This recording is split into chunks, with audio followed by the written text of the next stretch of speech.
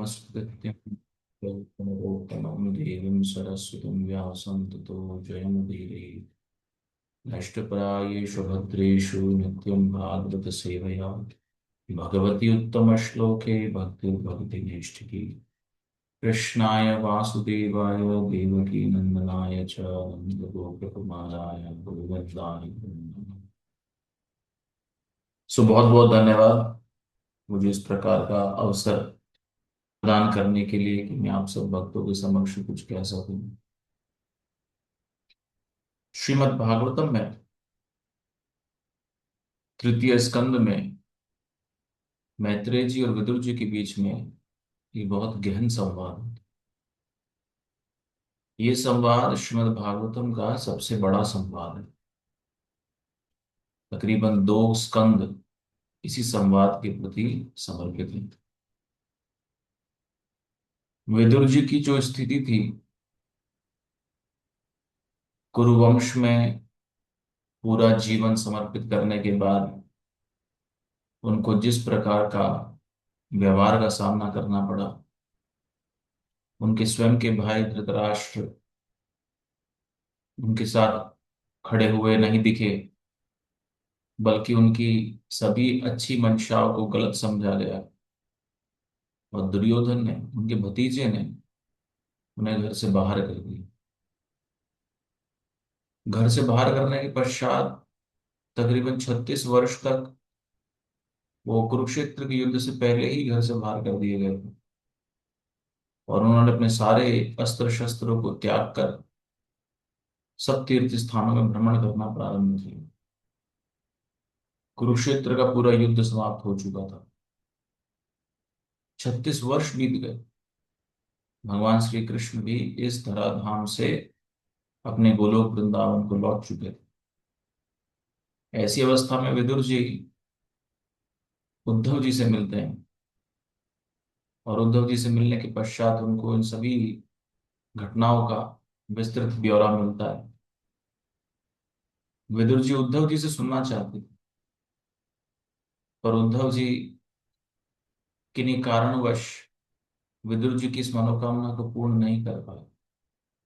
उन्होंने कहा कि मुझे भगवान श्री कृष्ण ने निर्देश दिया है कि मुझे बद्रिक आश्रम में जाकर वहां पर जो रह रहे ऋषि मुनि इत्यादि हैं उनको जाकर भगवान का संदेश सुनाना है। हम्म। और उन्होंने कहा कि आप मैत्रेय जी के पास जाइए। आप इस बात का अनुमान लगाइए कि इस समय विदुर जी जब उद्धव जी से मिल रहे हैं, उस समय उनकी उम्र तकरीबन 160 वर्ष थी। कितनी थी? 160 वर्ष। राइट। हम लोग जनरली, खैर हमारा तो खैर अभी शरीर ही ढलता जा रहा है, कलयुग का समय है। पेस्टिसाइड वाला खाना खाते हैं तो 40 में ही जोड़ दर्द करने लगते हैं। पर 160 वर्ष की उम्र में कोई व्यक्ति क्या सोचेगा? मान लीजिए आपकी 160 वर्ष उम्र होने वाली है, तो आप क्या सोचेंगे 160 वर्ष की उम्र में? एक जगह एक स्थान पर बैठ के आराम से भजन करो। वो भी ऐसा व्यक्ति जो विदुर जी के समान है, जिनको भगवान श्री कृष्ण का तकिया भी कहा जाता है। भगवान अपना सर उनकी गोद में रख के सो जाया करते थे, कभी कभी अपने चरण उनकी गोद में रख देते थे। यदि ऐसा आपका सौभाग्य हो और आपकी उम्र 160 हो, तो आप क्या सोचेंगे उस समय? कि भैया जाके आराम से वृंदावन में बैठ के भजन करूंगा, राधा कुंड श्याम कुंड में एक कुटिया बना लूंगा, वहीं बैठ के उस भजन करूंगा। मुझे इधर उधर जाने की क्या जरूरत है? अब मैंने बहुत तीर्थ स्थान देख लिए, बहुत संतों को देख लिया। अब बस मैं एक जगह बैठ के भजन करूंगा। जिसको जो मुझसे मिलना है वो यहीं आ जाए मुझसे मिलने के लिए। मैं अब कहीं नहीं जाने वाला। करेक्ट। और कोशिश करूंगा कि आसपास में कोई हॉस्पिटल जरूर हो। क्योंकि 160 की उम्र में काफी कुछ घटित हो सकता है। विदुर जी के मन में इस प्रकार का कोई विचार नहीं। विदुर जी के मन में इतनी उत्कंठा थी भगवान श्री कृष्ण के विषय में सुनने की।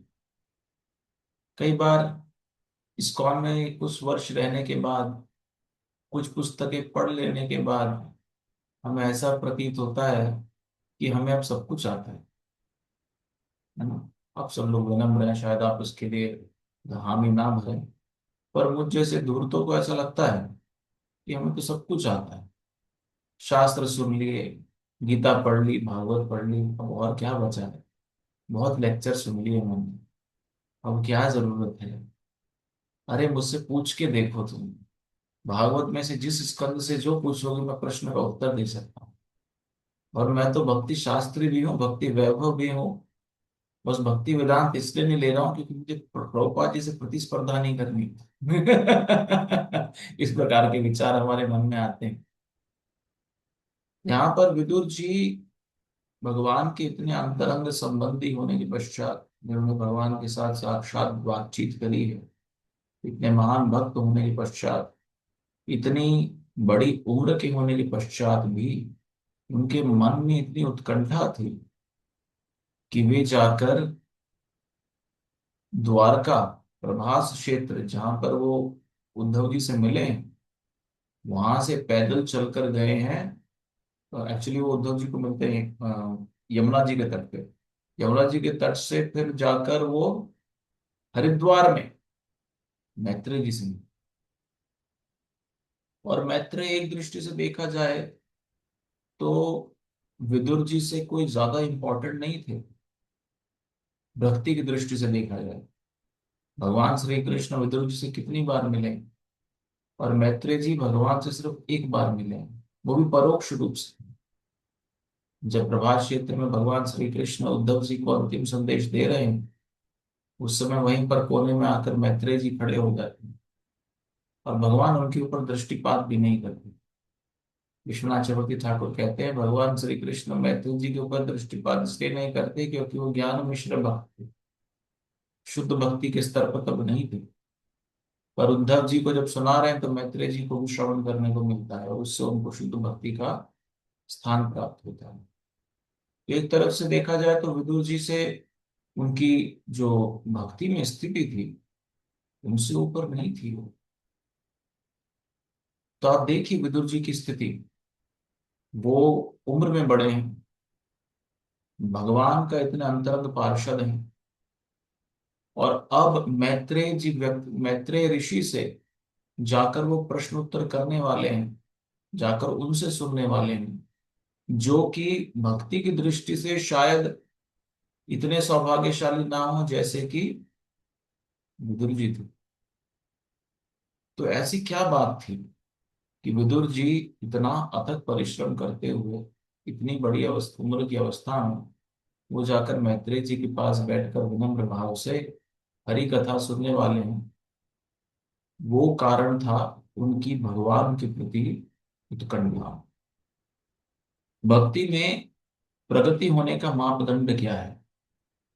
हो सकता है कि हम कई वर्षों से भक्ति कर रहे हैं, हमारा बहुत मान सम्मान हो भक्तों की समाज में, बड़ी रिस्पॉन्सिबिलिटी हमारे हाथों में हो, कंधों पर हो, हमें सब लोग जानते हो, सब वरिष्ठ भक्तों से हमारा आदान प्रदान बड़ा सहज हो, है।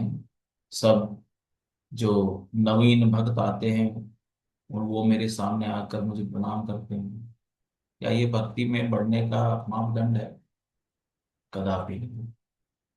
विश्वनाथ चक्रवर्ती ठाकुर माधुर्य कादम्बरी पुस्तक में लिखते हैं कि भक्ति में प्रगति करने का मापदंड सिर्फ एक ही है, कि मैं वास्तव में भक्ति में प्रगति कर रहा हूँ, इसका मापदंड एक ही है। और वो है कि मैं भगवान श्री हरि के कथा कीर्तन, उनकी लीलाओं का, इस दर्शन शास्त्र का सुनने के लिए कितना आतुर हूँ।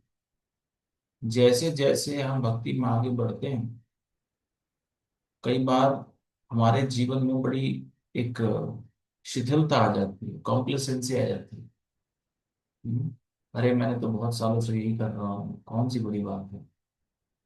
परंतु भक्ति में वास्तविक प्रगति का मापदंड है भगवान की कथा कीर्तन सुनने के लिए आपकी आतुरता का बढ़ना।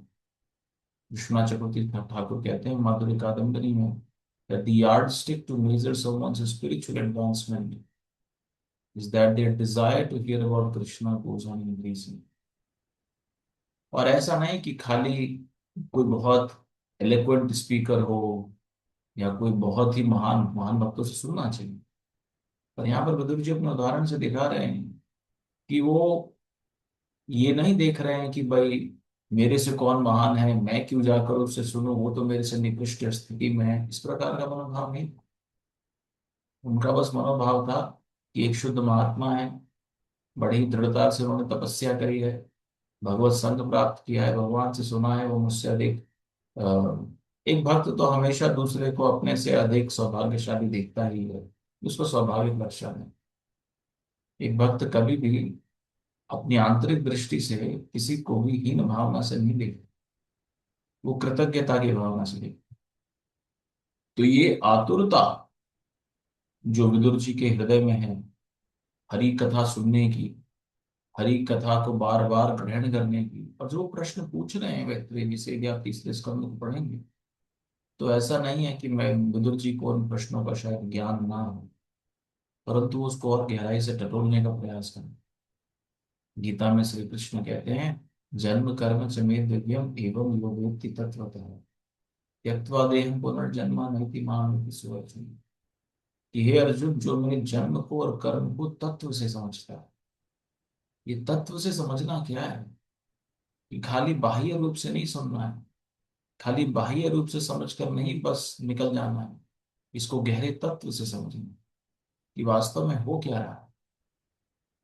जब भगवान कृष्ण कहते हैं कि हे अर्जुन, मैं इस धराधाम में, इस धरती पर अपनी अंतरंग शक्ति के अंतर्गत होकर प्रकट होता हूं, तो जब आप शास्त्रों में सुनते हैं भगवान की प्राकट्य की लीला, उनकी अलग अलग लीलाओं का वर्णन सुनते हैं, तो उसको तत्व से समझने का प्रयास करना चाहिए।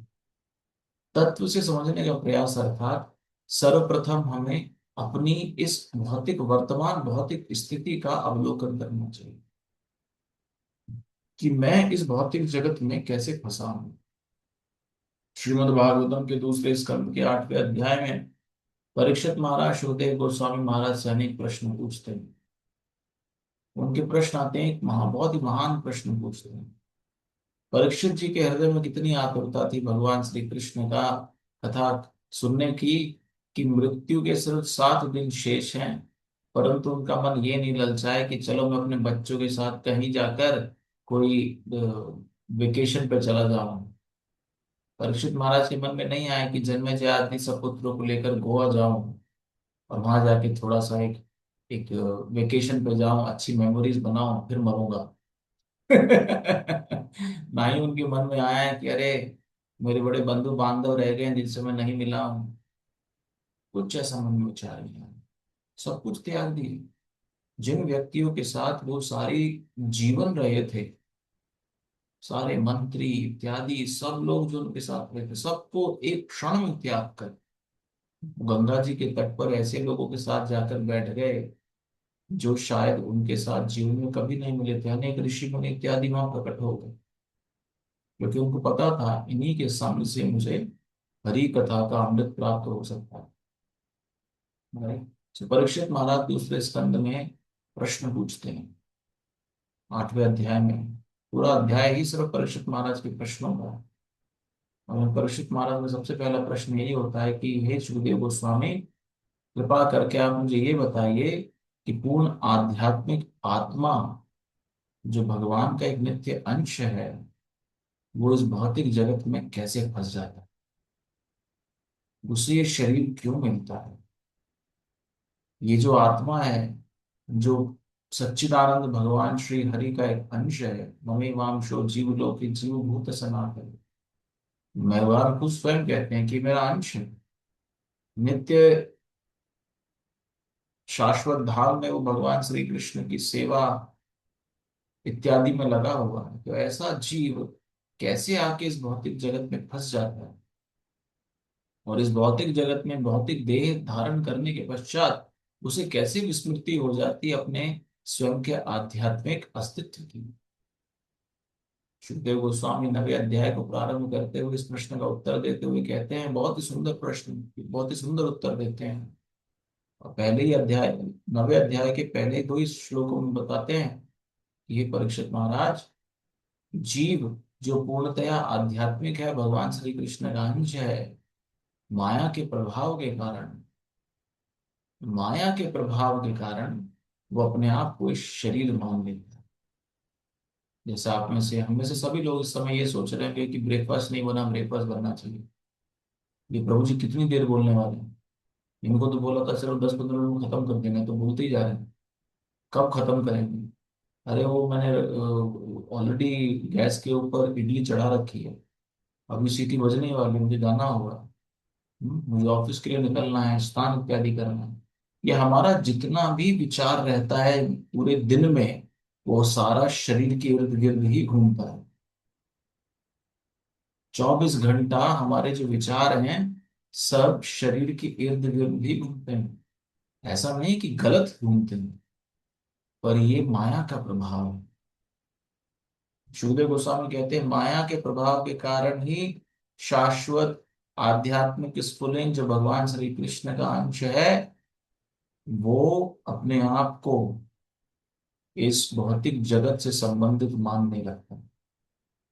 यहाँ के रिश्ते, अपना भौतिक अस्तित्व, उसी को वास्तविक मानने लगता है। वो समझने लगता है कि मैं ये शरीर हूँ।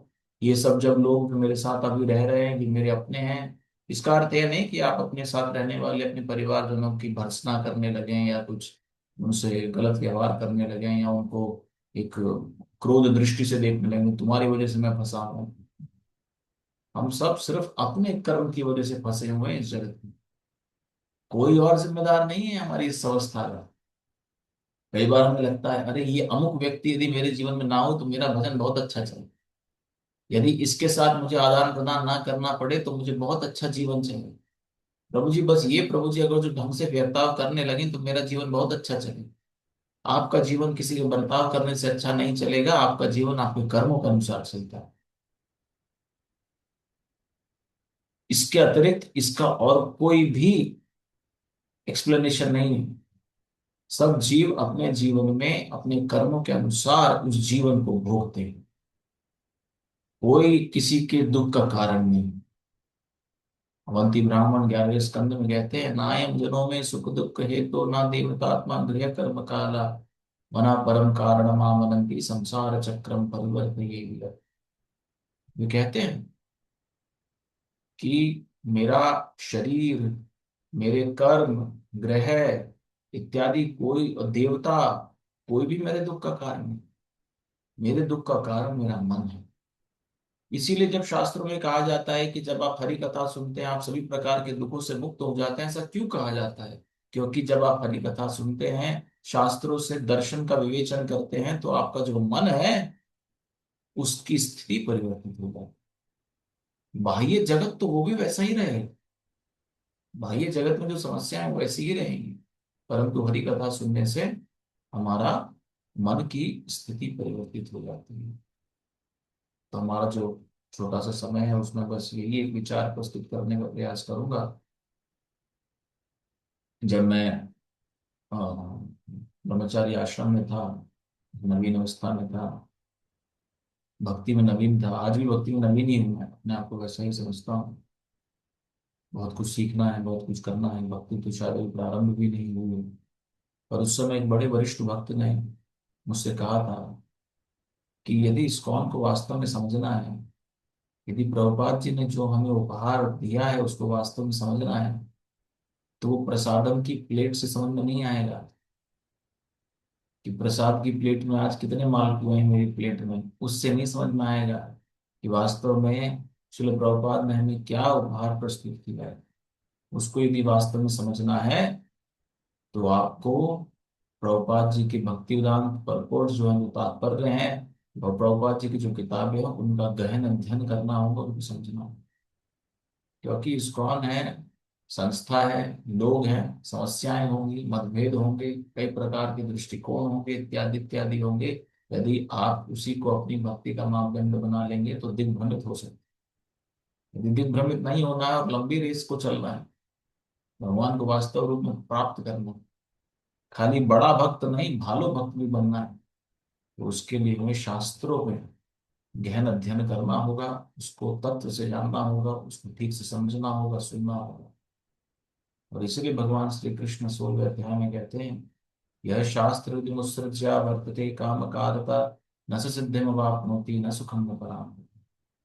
ये अर्जुन, जिसने शास्त्र विधि को त्याग दिया है और सिर्फ अपने मन से स्वेच्छाचारी हो गया है, उसको ना तो इस जीवन में सुख मिलता है, ना ही अगले जीवन में उसको परम गति प्राप्त होती है।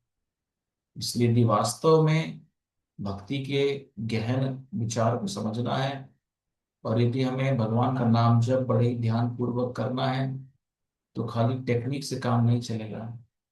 हमें शास्त्रों में बहुत गहराई से घुसना होगा। और जब शास्त्र रूपी महासागर में आप गोते लगाएंगे, तो मन इतना निर्मल और पवित्र होगा कि वो भगवान के नाम जप में, भगवान की सेवा में एक संतोष का अनुभव करने लगे। और हमेशा याद रखिए, जब भी मन एकाग्र होता है, उसके पीछे एक संतुष्ट मन होता है। असंतुष्ट मन कभी एकाग्र नहीं हो सकता। संतुष्ट मन ही एकाग्र होता है। असंतुष्ट मन तो कई प्रकार के विचार इधर उधर सोचता है। तो वास्तव में भी संतोष प्राप्त करना है, तो शास्त्रों में संतोष प्राप्त करना चाहिए। शास्त्रों के पात्रों के बारे में विचार करके उनके जीवन के उदाहरण से हमें संतोष प्राप्त करना चाहिए, जिससे कि हम अपनी भक्ति में एकाग्र होकर, जो श्री चैतन्य महाप्रभु ने हमें एक उपाय दिया है भक्ति को पुनः जागृत करने का, भगवान के नाम जप के द्वारा, उसको हम भली भांति कर पाएंगे। आपका सुनने के लिए बहुत बहुत धन्यवाद। आप सभी के चरणों में मेरा सादर प्रणाम। आप सभी के आशीर्वाद की मैं कामना करता हूँ। और गोवा के भक्तों का मैं बहुत आभारी हूँ हृदय से, कि मुझे इस प्रकार का एक अवसर प्रदान किया आप सब भक्तों की सेवा करने के लिए। यदि आपको सुन के कुछ भी अच्छा लगा हो वंचिमान को, तो आप अपने हृदय से मुझे आशीर्वाद दें कि मैं इन भक्ति शास्त्रों को गहराई से समझ सकूं, और बिना किसी अहंकार के इसे अपने जीवन में दूसरों के साथ साझा कर सकूं, और अपने जीवन में इसको लगा सकूं। हरे कृष्णा। श्रील प्रभुपाद की जय।